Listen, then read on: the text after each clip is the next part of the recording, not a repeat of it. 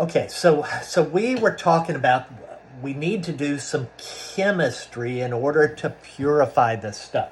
And one of the things that you need for that glass on the front of your cell phone is you need really pure silicon.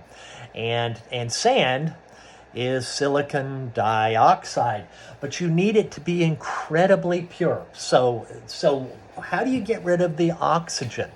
So we talked about how you have to these molecules, these atoms, they're sharing electrons for stability purposes. So you have to allow the oxygen you're trying to get out of there to combine with something. And we had said one of the compounds we had talked about was carbon dioxide, carbon and two oxygens. And so one of the steps in the process of producing this super pure silicon is to melt glass with charcoal. That's carbon. So if you melt glass at a real high temperature with charcoal, the oxygen will leave the silicon and go and combine with the carbon, and you'll produce CO2 gas, and you're left with what your book refers to as metallurgical grade silica.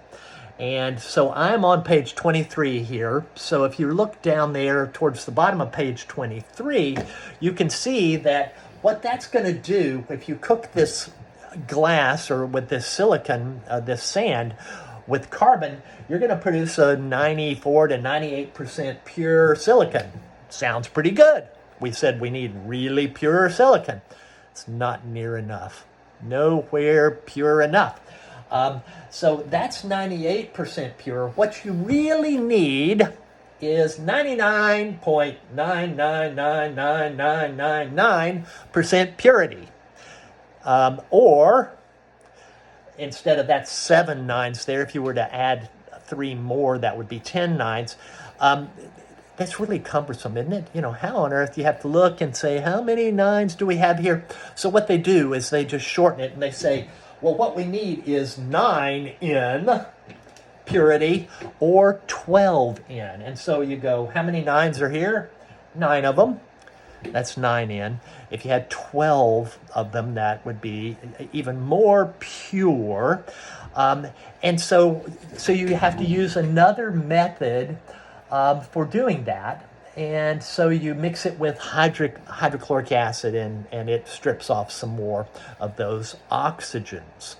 Okay, so we're working to get a really pure silicon to use in our glass.